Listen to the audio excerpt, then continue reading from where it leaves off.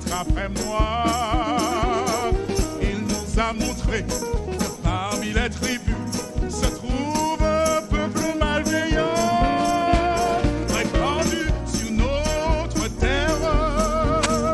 Il rejette les préceptes, que la droiture et la paix ne s'y appliquent pas.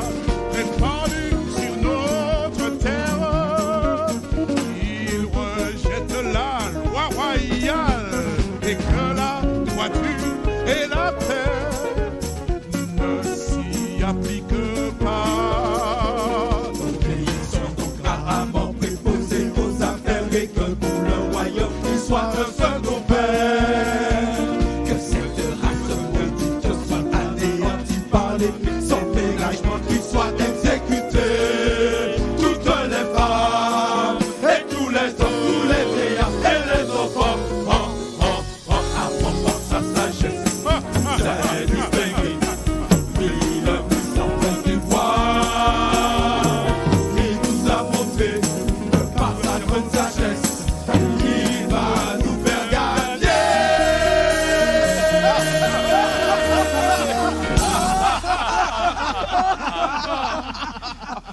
Allez, écrivez. Les copies des lettres furent promulguées dans chaque province et ordre fut donné à toutes les nations de se tenir prêtes au jour dit. L'affaire fut menée bon train, même en Suse. Et tandis que le roi et Aman s'enivraient, la ville était bouleversée. Aux ministres et préfets subalternes pour les 127 provinces depuis l'Inde jusqu'en Éthiopie. Éthiopie. C'est un pays, hein? Vous ordonne. Bien. 2 points. Allons-y, messieurs.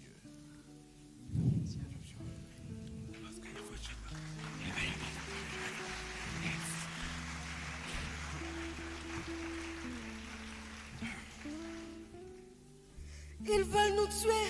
Ils veulent tuer nos enfants. Oh Seigneur, tu nous as oubliés. Nous sommes perdus. Où es-tu, Seigneur? Pourquoi tu nous as oubliés?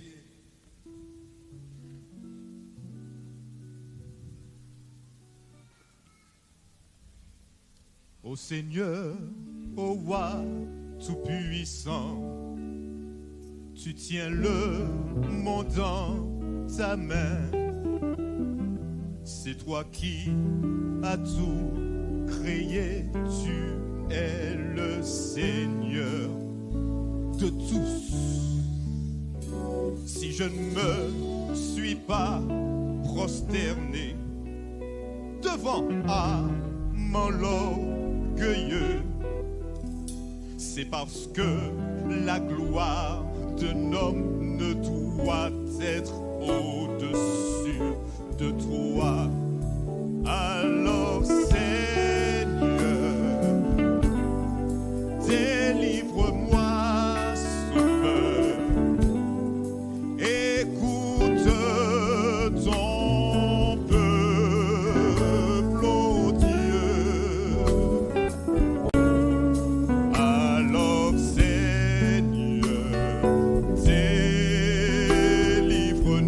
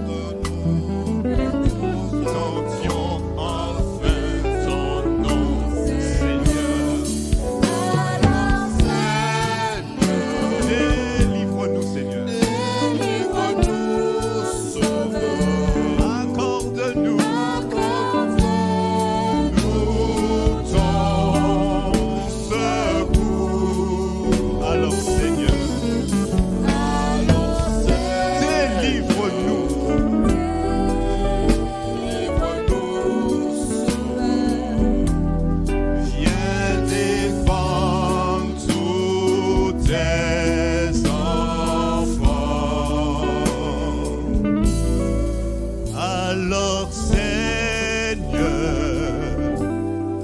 délivre-nous, Sauveur, accorde-nous ton amour. Alors Seigneur, délivre-nous, Sauveur, viens défendre tous tes enfants.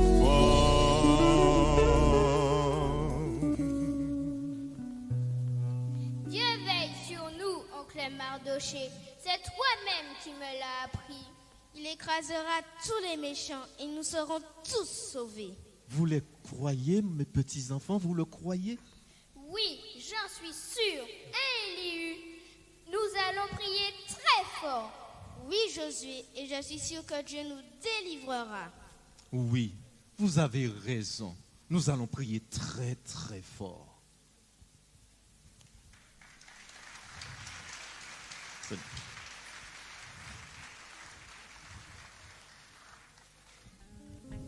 Pendant ce temps, dans la chambre d'Esther, Ô Dieu, aie pitié de ton peuple.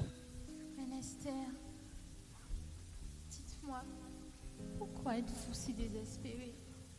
Pourquoi?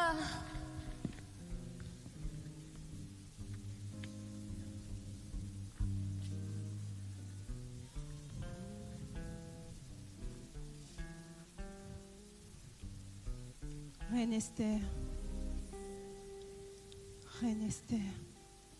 cet homme Mardoché refuse les vêtements que vous lui avez envoyés. De plus, il gémit sans arrêt. Oui, Majesté, il est toujours revêtu de cendre, de sac, et il a mis de la cendre sur sa tête. Pourquoi agit-il de la sorte, Reine Esther? Milaï, Il ne faut pas que le roi le voie ainsi vêtu. Ma reine, que se passe-t-il? Pourquoi tant de larmes? Dites-moi ce qui se passe. Vous savez que je donnerai ma vie pour vous. je le sais, Milaï, je le sais. J'irai parler moi-même à Mardoché. Non. Peut-être m'écoutera-t-il.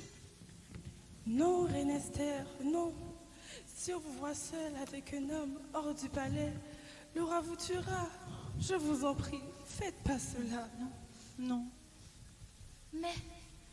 Mais pourquoi le sort de cet homme vous tient-il si à cœur? Majesté, Oh, attaque, te voilà enfin. Rapporte-moi ce que t'as appris Mardoché. Je veux tout savoir. voilà ce qui se passe.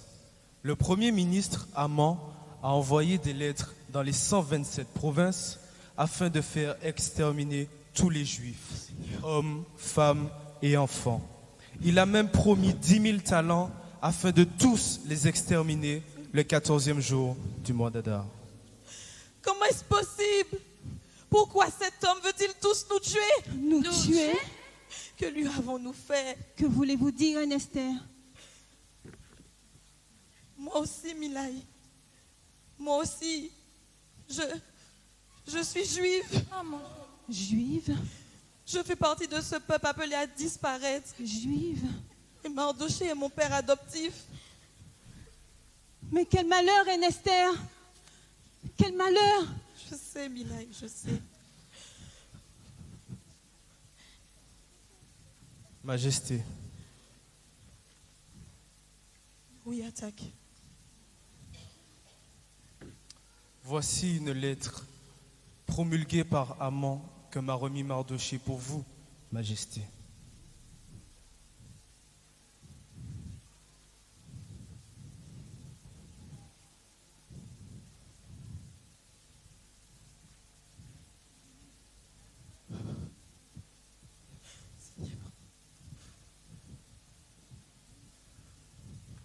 Juive.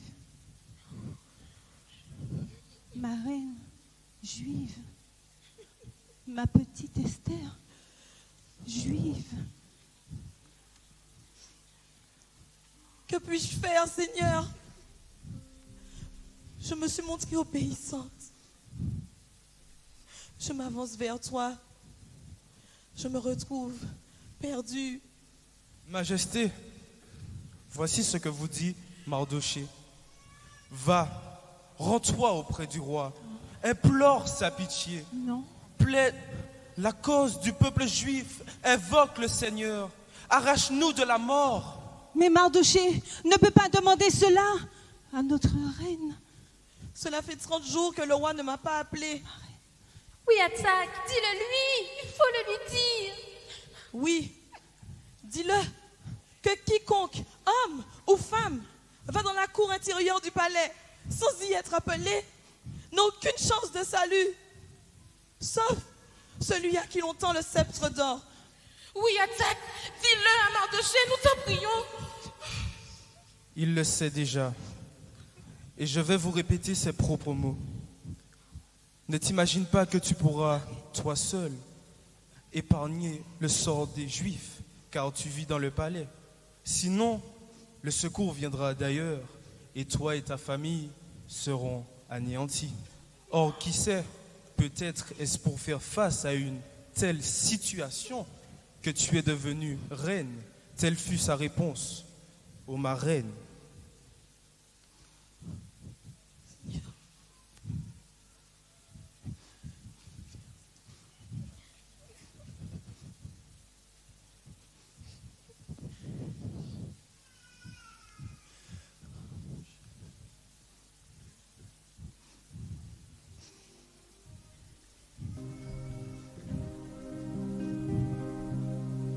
Il a raison. Mardochée a raison. Non. Répète-lui ce que je vais te dire. Non. Dis-lui ceci. Va-toi, Mardochée, tout le peuple de Suse, pendant 3 jours, pour moi vous jeûnerez, ne mangez, ne buvrez, ni jour ni nuit. Moi je ferai de même. Ainsi je me rendrai auprès du roi, bien que cela soit contraire à la loi. Et si je dois mourir un jour, pour mon Dieu je mourrai. Ainsi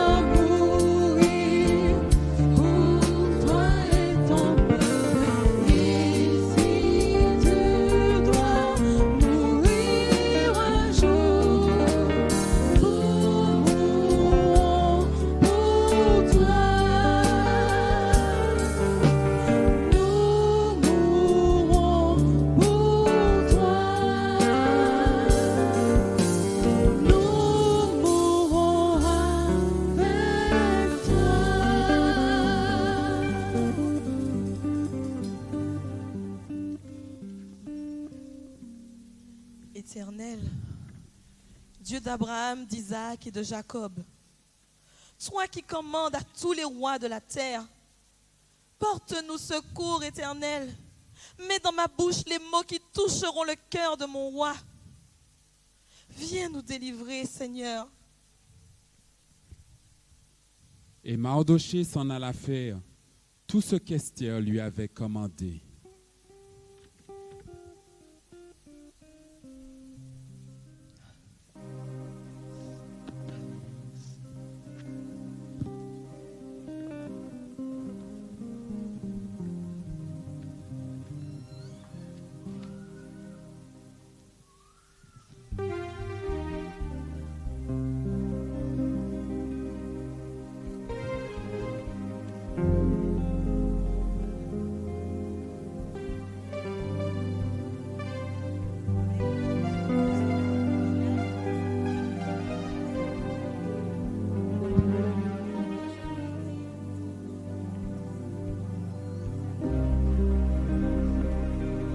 Notre Dieu, notre Père, entends nos prières. Notre Dieu, notre Père, écoute nos supplications. Notre Dieu, notre Père, aie pitié de nous. Tous tes enfants, aie pitié de nous. Notre Dieu, notre Père, entends nos prières. Notre Dieu, notre Père, nous sommes pécheurs devant toi. Notre Dieu, notre Père, aie pitié de nous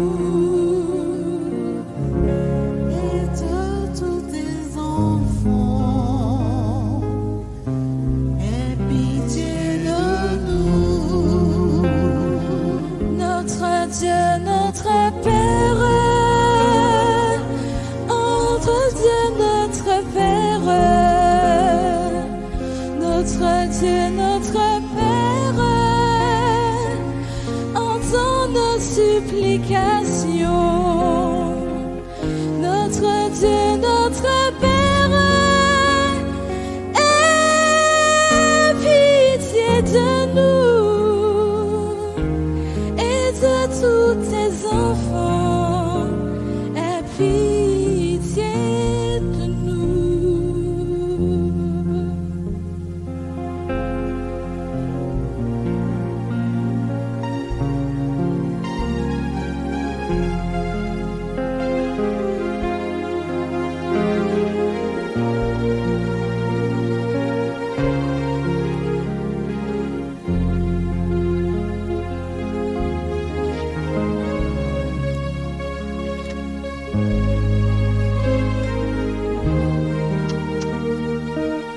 Entends nos prières, écoute nos supplications, entends nos cris et nos pleurs.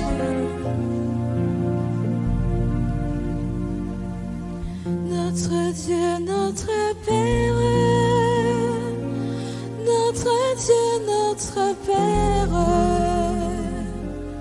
notre Dieu, notre Père,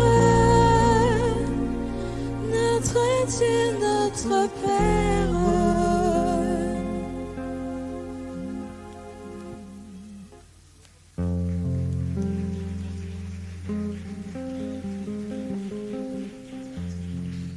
Au bout de 3 jours, Esther, drapée dans toute sa gloire, invoqua le Dieu qui voit et qui sauve. Elle prit avec elle ses demoiselles d'honneur et alla se présenter dans la cour intérieure du palais. Qui peut m'expliquer pourquoi la construction de ce pont pour autant de temps? Qui? J'attends une réponse. Récemment, qui s'occupe de cette construction? Majesté, je m'en occupe, Majesté. À la bonne heure. Je vous promets que ce pont sera terminé dans 3 semaines. Dussé-je faire les ouvriers travailler nuit et jour? Très bien, mon frère. Majesté, il semble que quelqu'un approche. Et qui ose se présenter devant moi sans y être convié? C'est la reine Esther, Majesté. La reine Esther? Voulez-vous que j'appelle les gardes, Majesté? Calmez-vous, oh Seigneur. Ma reine, reine Esther. Oh Seigneur.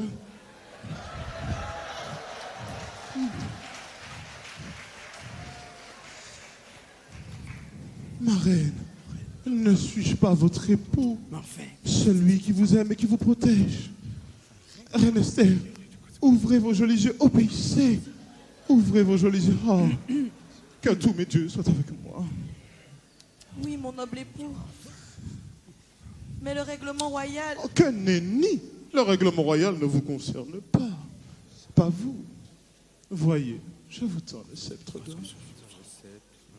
Monseigneur, que votre bonté est grande envers moi. Parlez-moi, ma reine. Que désirez-vous?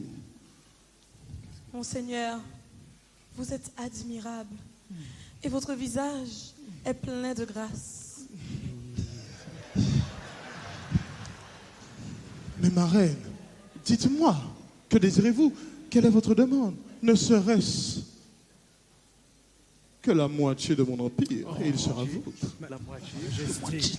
Majesté, si j'ai trouvé grâce à vos yeux, j'aimerais qu'aujourd'hui même, vous et Amant veniez au festin que je vous ai préparé. Comment, madame? Alors, Amant et moi-même viendrons. Oui, Majesté. Avec joie, Majesté.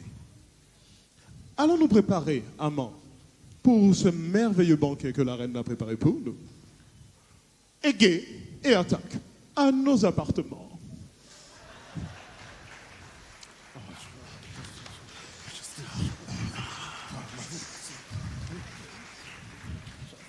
Tous deux furent présents au banquet auquel Esther les avait conviés.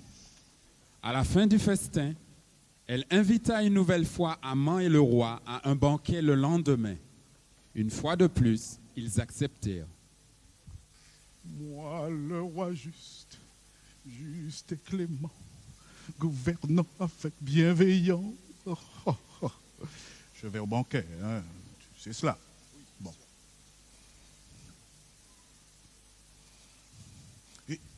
Mais j'ai des affaires très importantes à régler, d'accord? Bon, de toute façon, on verra. Hein.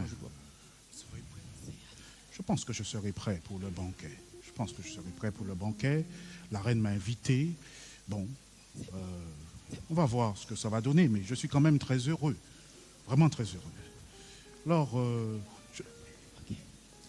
Inclinez-vous devant le grand Amant. Mais c'est pas possible. C'est pas possible, ça. Mais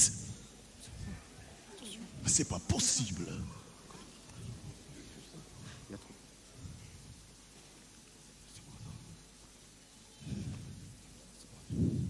Mon cher époux, pourquoi êtes-vous en colère? figurez-vous, mes amis, ma chère et tendre épouse, que moi, l'homme le plus riche et le plus honoré du royaume après le roi, moi que la reine a même invité au banquet préparé que pour nous ce soir, je suis humilié par cet homme insignifiant. Que voulez-vous dire, prince Amant? Mon cher Chétan, la reine était enchantée de ma présence. Et elle a même insisté pour que je revienne demain avec le roi. Oh, mais c'est une grande marque d'honneur qu'elle a à votre égard, mon cher époux. Oui, en effet. J'en suis même surpris. ma notoriété est bien plus étendue que je le pensais. Rendez-vous compte, au banquet de la reine, elle n'a convié que moi avec le roi. Mais alors, Prince Amon, qui vous a humilié et surtout, comment? C'est ce juif, ce Mardoché. Je suis en colère à chaque fois que je le vois dans la cour. Tout ce que je pourrai avoir ne me donnera aucune satisfaction tant que je verrai ce juif en fonction dans la cour du palais, me défiant impunément. Ce matin, j'ai voulu devancer la lumière. Je l'ai trouvé couvert d'une affreuse poussière. Poussière? Oui, revêtu de lambeaux tout pâles. Mais son œil sous la cendre conservait encore le même orgueil. Eh bien, débarrassez-vous de cet homme, mon ami. Mais oui, de toute façon, il est appelé à disparaître avec tous ceux de son peuple. C'est vrai. Oui. Un peu plus tôt ou un peu plus tard. Aujourd'hui ou demain. Et que me conseillez-vous donc? Je sais. Quel est votre plan pour faire disparaître ce Mardoché? Alors, faites donc préparer un gibet de 25 mètres. Et demain matin, vous demanderez au roi que Mardoché y soit pendu.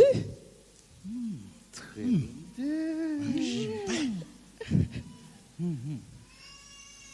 25 mètres. Bonne idée, hein? Oui. Excellente idée. 25 mètres.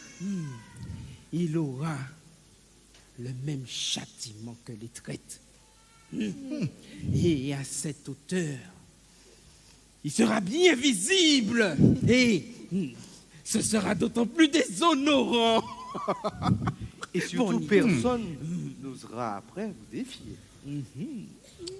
Oui, je ferai comme vous dites. Et j'en serai débarrassé une fois pour toutes. À la bonne heure, mon ami. Voilà. Et puis demain soir, vous irez au banquet de la reine. Et vous vous y amuserez, mon époux. Oh, vous avez raison, ma chère et tendre épouse. J'ai toujours admiré votre intelligence. Allons, occupons-nous de ce gibet. Et demain, je demanderai au roi de pendre ce juif. Oui, très bonne idée. C'est exact. Et j'en serai débarrassé une fois pour toutes.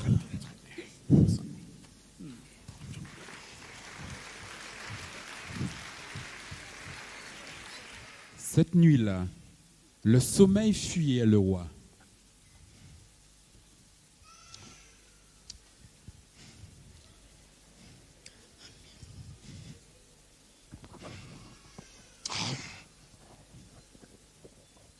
Aigué! Aigué! Mais enfin, c'est pas possible! Aigué! Oui, Majesté. Le sommeil me fuit. Va, prends le livre des mémoires et fais-moi-en la lecture. Avant de partir, mon peignoir. À vos ordres, Majesté. Mon peignoir avant de partir. Prends-le. De nos jours, le petit personnel.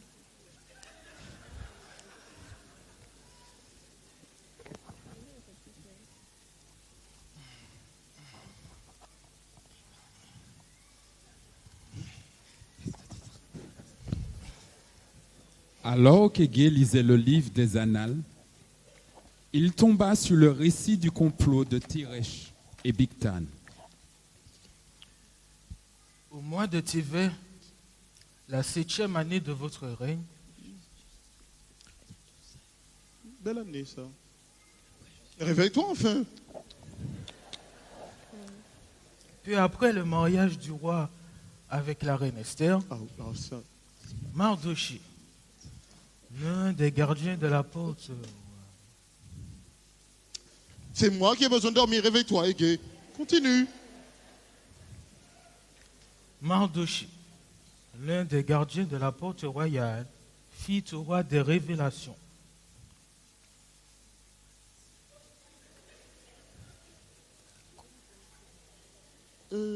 Moi, elle a pris. Platine.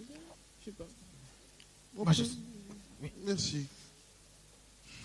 Mardochée, l'un des gardiens royaux de la porte, fit au roi des révélations concernant les deux gardes royaux, Téresh et Bigtan, qui avaient cherché à porter la main sur Assuérus pendant leur service de garde.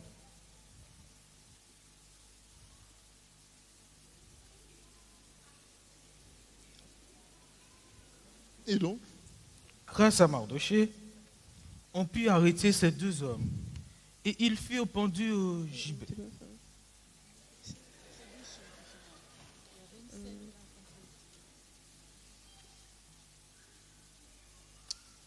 comment avons-nous récompensé cet homme?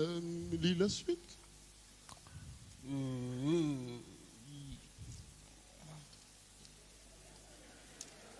Un problème? Je ne vois rien d'écrit, Majesté. Mais c'est impossible. Cet homme n'a pas été récompensé et personne ne s'est occupé de le faire. Mais pourquoi? Où est-il? Il est le plus souvent aux portes du palais. Alors il mérite d'autant plus une récompense. Mardochée, monseigneur. Mardochée. Et d'où vient-il? D'où vient-il? C'est un des captifs destinés à être anéantis. Quoi? Il est donc juif? Un juif m'aurait sauvé la vie. Mais qu'importe, il m'a sauvé la vie